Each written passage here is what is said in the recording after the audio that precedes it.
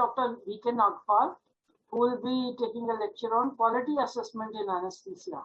Yes. Dr. Hello. Nagpal is consultant and professor in anesthesiology at RML at ABVIMS, New Delhi, and his area of interest is cardiac and pediatric anesthesia. So, welcome, Dr. Nagpal. Good morning. I'm Professor Vijay Kumar Nagpal from ABVIMS and Dr. RML Hospital. Today's topic is quality assessment in anesthesia. The quality has been defined in industry as a predictable degree of uniformity and dependability with a quality standard suited to the customer. Whereas National Academy of Medical Sciences defines it as the degree to which health services for individuals and population increase the likelihood of desired health outcomes and are consistent with the professional knowledge. The quality has been defined by Department of Health and Human Resources of US as degree to which policies, the programs, the services, and research for the population increase the desired health outcomes and conditions in which the population can be healthy. The aims of quality in healthcare are safety, first of all, do no harm, and treatment should be provided effectively. That is, proven beneficial therapy and procedures be performed only in a patient-centered manner, that is, with respect, with comfort for him, educating him, communicating with him to obtain consents before performing procedures or giving therapies in a timely manner, so that diagnosis and treatment should be given in good time, quickly enough, so that there are no delays. They should be given efficiently in a cost-effective manner, providing maximum benefit per visit of the patient in an equitable manner, regardless of age, gender, race, religion, ethnicity, nationality, or presence of or not the presence of disability, so that the basic four aims of medical care become a reality. That is, better care for patient, better outcome for patient and hospital, lower costs for the patient and hospital again, and better work life for healthcare workers. The provision of quality or implementation of quality improvement programs require profound knowledge. And this constitutes the theory of improvement. That has to be understood first. Improvement has to be understood itself first before one can implement improvement. The system of profound knowledge encompasses appreciation of the system, which entails acquiring the knowledge which is deep enough and over a long period of time to get to know the problems that are needing improvement. These knowledges should be developed with respect to specifics of the hospital and procedure. One should also understand variations. For example, common cause variations, specific cause, special cause variations. Common cause variations are within the system. Special cause variations are coming from outside the system. While deep understanding of the psychology of the patient, the attendant, the society at large, and on the healthcare workers also, whether they are motivated enough, whether they get joy at work or not. So this system of profound knowledge derives its inspiration from John P. Coater's book, The Heart of Change, which described 8 steps. When the urgency has increased, build a good team, get the vision right, communicate this vision rightly to the right people, empower them to act, create short-term wins for them by devising short-term and long-term, small and big goals. Don't let up and make the change stick. the quality improvements would require a system or a milieu which is compliant with any introduction of change for improvement. System should be ready to improve. And these systems which are compliant improve quickly. Those that offer resistance do so slowly, or maybe not do so at all. But there are systems which you can introduce within the working milieu. The two systems that are commonly used are QA and CQI. QA is quality assurance system, and CQI is continuous quality improvement system. The quality assurance systems are traditional, old, well-known systems to healthcare workers, especially in hospital setups. And these traditional systems foundation rests on standards.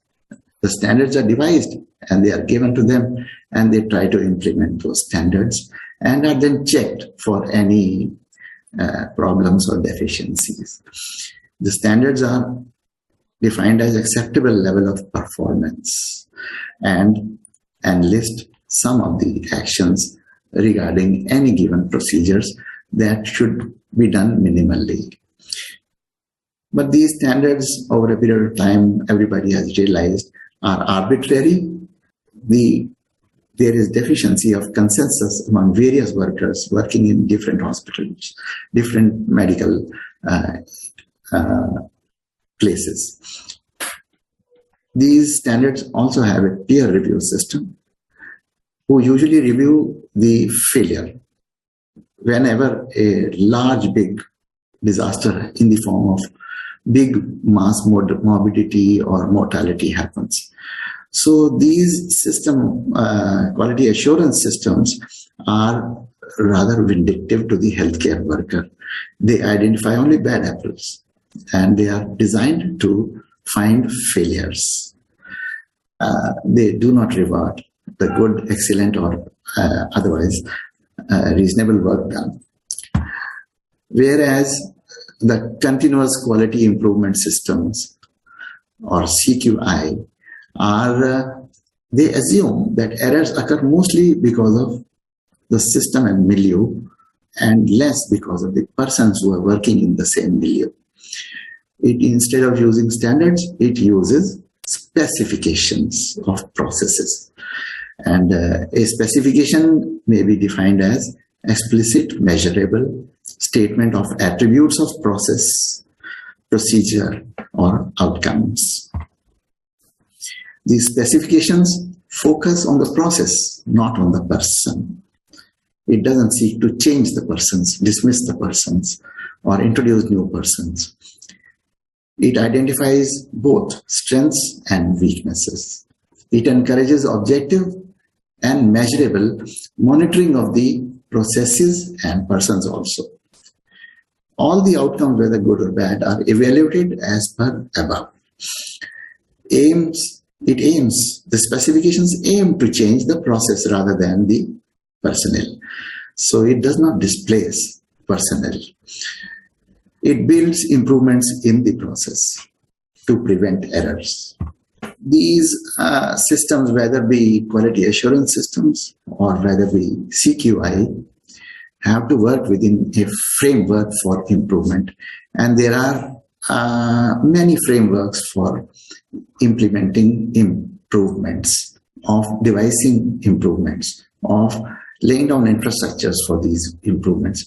These frameworks are many, but we will describe 4 of them. The first example of a framework for improvement is Model for Improvement, which is also sometimes labeled as MFI, Model for Improvement. The name is Model for Improvement, which seeks to ask 3 questions and seeks from the improver and expects them to devise 3 answers for these 3 questions. The 3 questions are: what is the aim for improvement, what are the parameter or tests that you will use to monitor this improvement, if at all, and what steps of existing care are you targeting, specific, and then enlist them and communicate them rightly to the right people, right group of people who will become ground level workers for implementation of these improvements. The MFI seeks to provide the aim in answer to the first question, but the aim should be smart. The word smart is actually a mnemonic. You can see it here on the screen. The aim should be specific, should be measurable, should be actionable, and should be relevant and time specific. Whereas the second question, the answers to them is devising tests or parameters which will be used to monitor whatever you implement. But these tests and parameters should be linked directly to aim that you have. The best test parameters are quantitative, but qualitative and subjective parameters may also be used. Any which way, they should be reproducible and accurate, reasonably reliable, and preferably easily doable. The next thing is to enlist the changes, which in effect is to frame the specification. The changes should be enlisted clearly, plot a chart for each change, educate workers about each change that you seek to implement, and motivate each worker for participation. And all these three should be subjected to periodic checking on an each single parameter basis. So this periodic checking should lead to adopting the changes which result in improvement, discarding the changes which don't result in improvement, and thus this periodic checking aim becomes to modify whatever specification we made. So this system of MFI is actually very flexible, and the specification that we make, we don't stick to it strictly. We keep on assessing our specification and modifying it. So this system of MFI calls for implementing the change in a small group of people, in a small area of hospital, in a given small target, to test our specification also.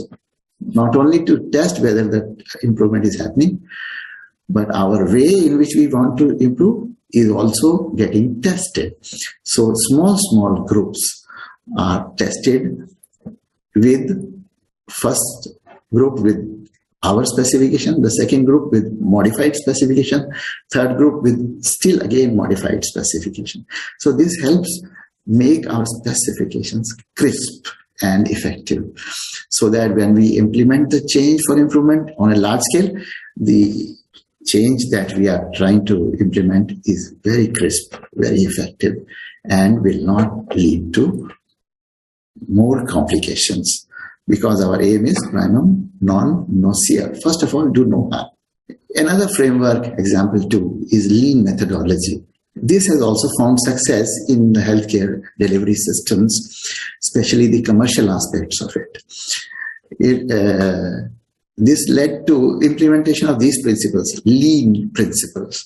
The word is very clear and gives an indication what it means. It's a kind of a lean and mean things employed by a smart shopkeeper or businessman.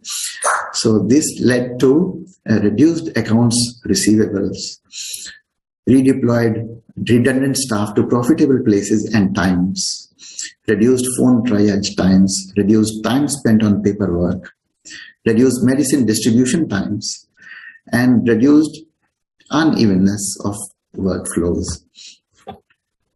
So it focused to create more value for customers by using fewer resources of the hospital. Every step was evaluated as value adding or not value adding, and eliminated all wasteful and harmful steps for the place and the patient, leading to good savings, smaller spendings, and bigger profits. A third example is Six Sigma model, which is similar to MFI. MFI, in fact, is a very popular, most popular system whenever an improvement is sought to be implemented. The improvement here is guided by DMAC, which is a mnemonic. These are steps called DMAC steps, which are not very different, but are differently described. It entails defining the problem, measuring, analyzing, then implementing improvement, and then exercising control. It's kind of another example of the framework in which an implementation program can be based. So thus far, we have discussed 3 of the 4.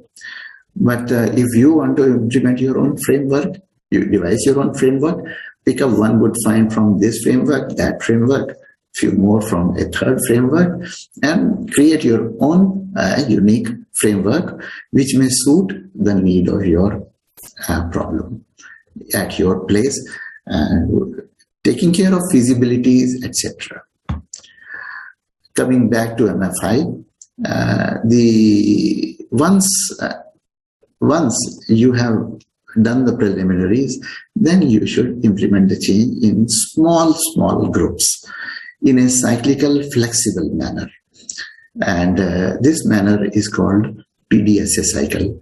PDSA again is a mnemonic. Please see the headings here. PDSA, plan, do, study, and act. While planning, you implement the decided change. To implement the decided change, collect infrastructure for it in planning. Do means implement the change on a smaller scale, kind of like a pilot project implemented on a reliable target, which will give good feedbacks, educated feedbacks, and accurate feedbacks. This way, you will receive accurate data, which you will document in this do thing. And the next step is study the data obtained, which will help separate value adding from the wasteful and will help you modify your specifications for your next target group for another PDSA, namely plan, do, study, and act. In act, adopt the good aspects of change, reject the bad aspect, modify the plan for the next cycle.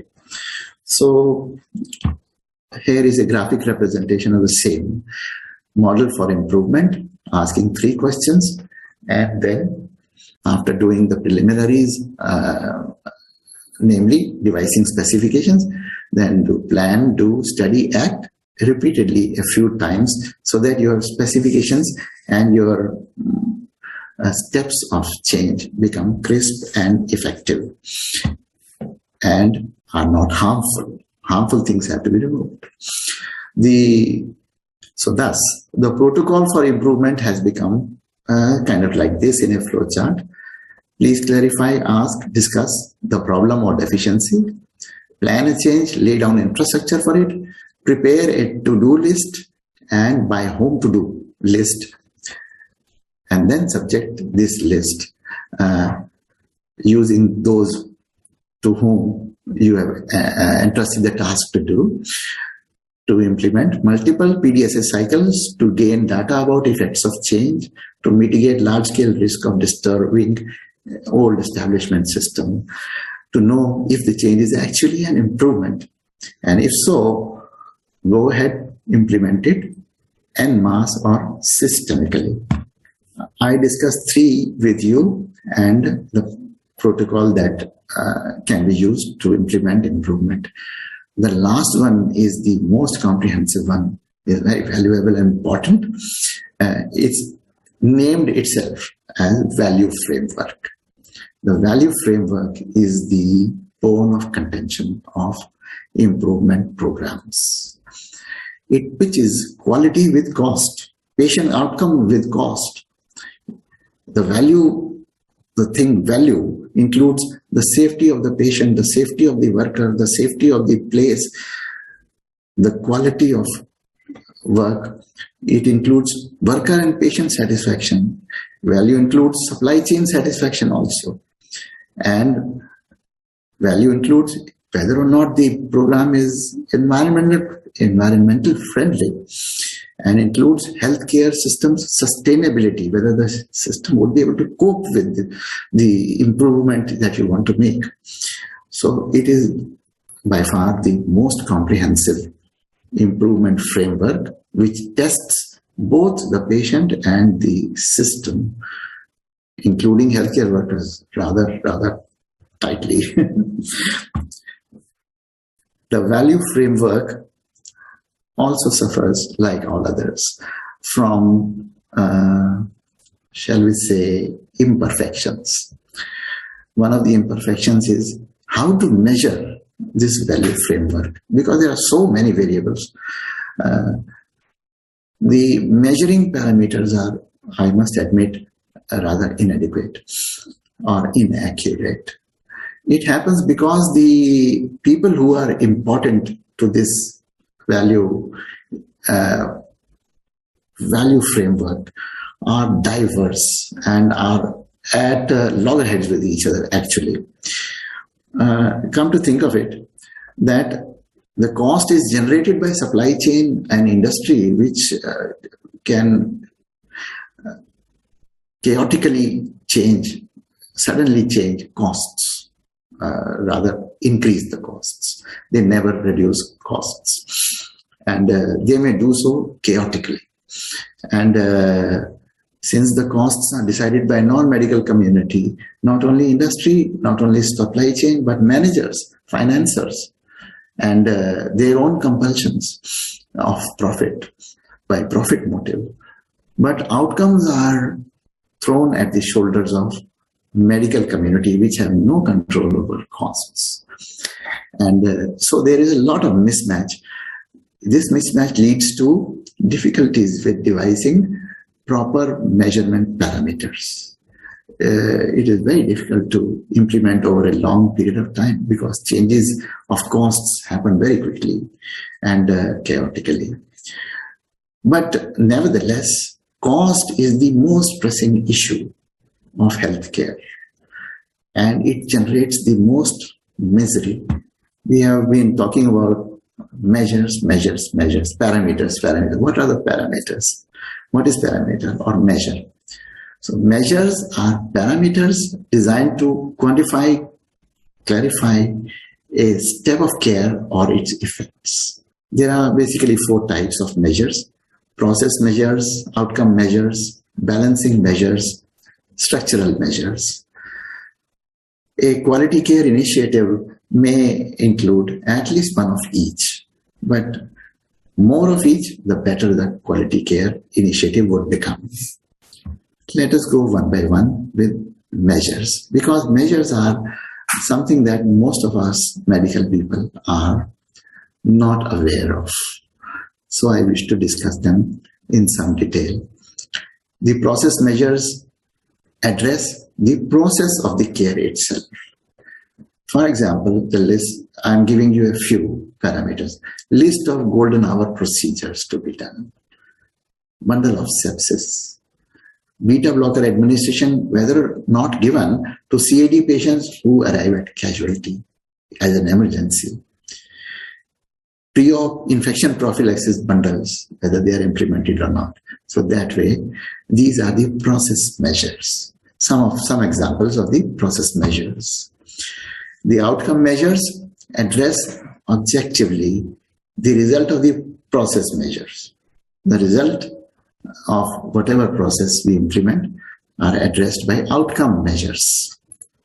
For example, time from admission to doing CT head in a patient who comes to casualty with head injury. Time from admission to beta blocker given to patients coming with acute coronary syndrome at casualty. Hospital mortality rate is also an outcome measure. Induction delivery interval in a patient who comes from cesarean section. Incision delivery interval, same. Time from requisition to actual receipt of blood bag is also an outcome measure. Next come the balancing measures. They address possible consequences of the proposed QCI effort itself. So it tests the effort itself. For example, whether there is any complication of the new procedure we introduced, whether this procedure is easy to perform, ease of performance of procedure of change. What is the patient's feedback to this? What is the attendant of the patient's feedback? What are healthcare workers telling? What is the feedback of the healthcare worker? So these are balancing measures. Whether your improvement program would become popular at all. There is a healthcare worker perspective to these quality initiatives. They usually readily accept the process measures, sepsis vendors and all. They feel wary of outcome measures.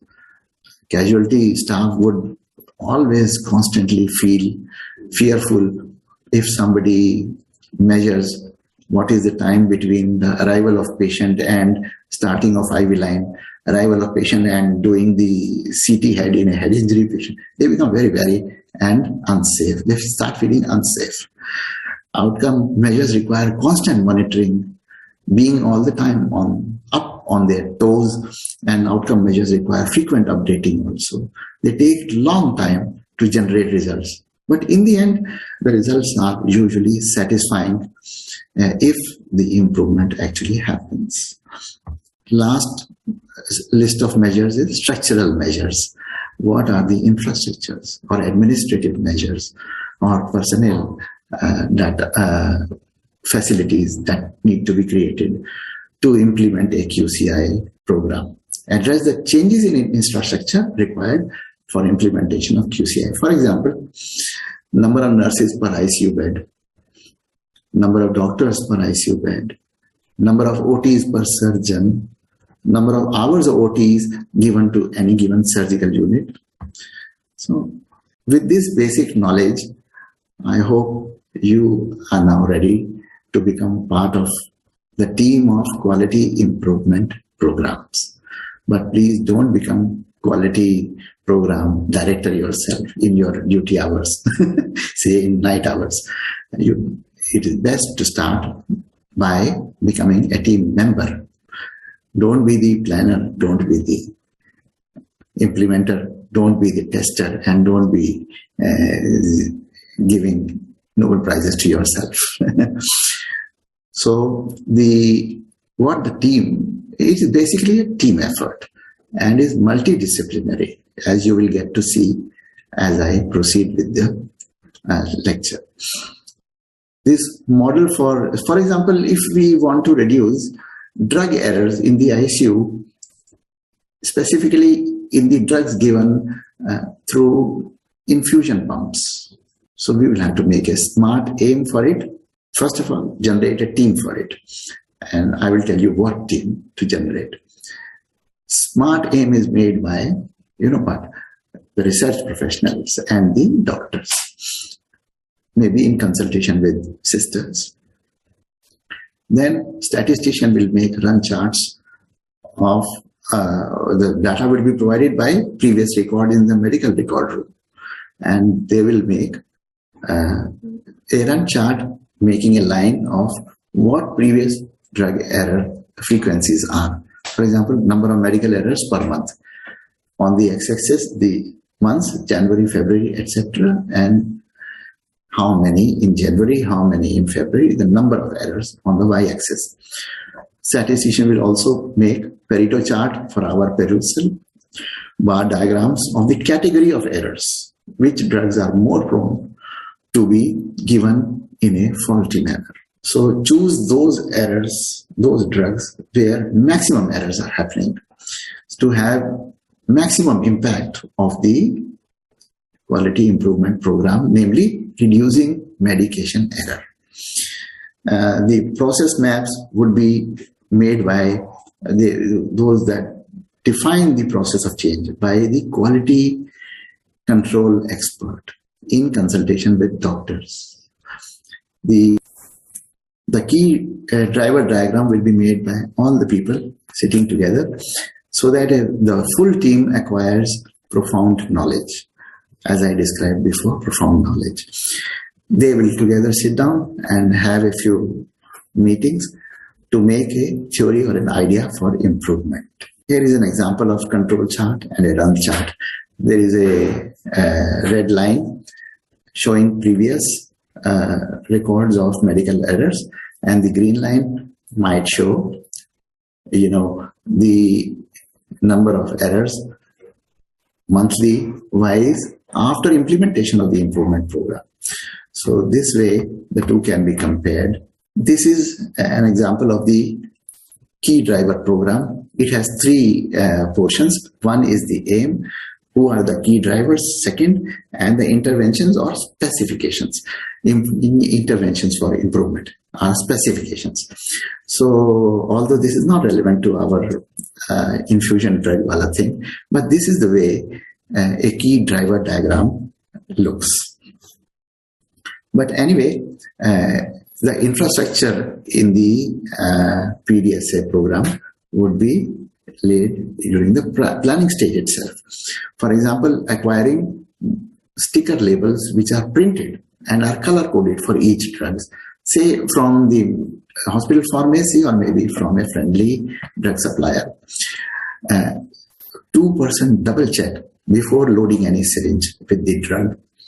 Putting pressure on maintenance departments for keeping the infusion pumps in working order, and involving sisters and technicians in the maintenance of pumps so that they don't get damaged frequently. So this infrastructure has been laid and all those charts are with you, and then you may go ahead with implementing a PDSA cycle. Run a few of these cycles on few patients of your ICU where two people check what drug to be loaded, how much to be loaded, how much to be diluted, what is the rate of its infusion, whether the connections are tight, whether the drugs are all of them going at the right rate in a right concentration. But then this system may have problems. It is very difficult to arrange two doctors for loading a single syringe and a drug. So this will have its own complications.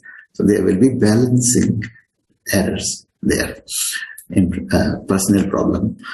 Once you have started implementing one PDSA, second PDSA, then a statistician will make a control chart to see mean, median, to check whether improvement has happened or not, and to enlist problems with this new method. This will lead to forming of a balanced scorecard. I'm giving you a lot of these terms, and these terms are areas of work of different specialist experts, namely IT experts, namely statistician, namely admin experts, namely yourself also, why not? The balanced scorecard is a multidimensional framework which describes implementing and managing strategy at all levels by linking objective, the initiative, the measures with the organizational strategy. So balanced scorecard will be made by multidisciplinary experts. So this is the way improvement program runs.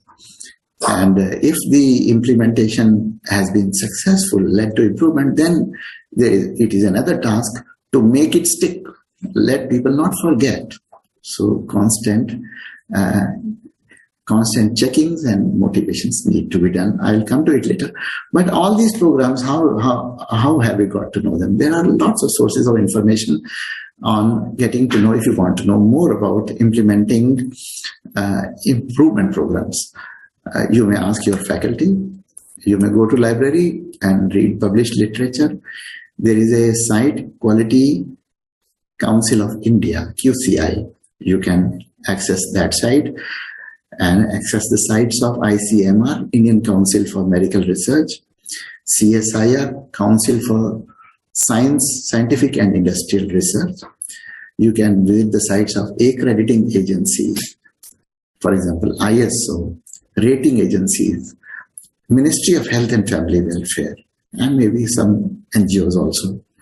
So, in summary, the scope for improvement in medical delivery are very high, and pressure to improve is also very high.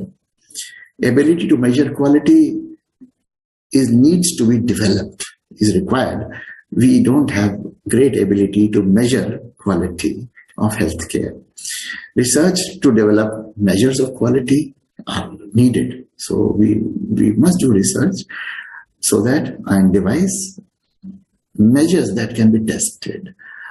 And monitoring infrastructure is poor.